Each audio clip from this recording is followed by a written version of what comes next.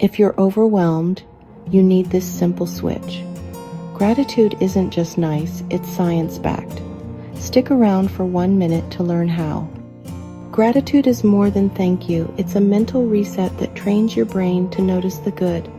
Science shows gratitude boosts dopamine, boosts serotonin, lowers stress hormones, and activates parts of the brain linked to well-being.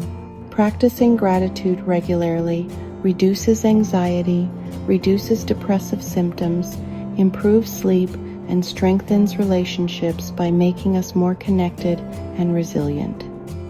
Try a tiny routine each night. Name 3 things you're grateful for, big or small. Do it daily and you'll rewire your brain to spot positives faster, lift your self-esteem, and bounce back from setbacks. 1 minute a day, big payoff for your mental health. Ready to start tonight?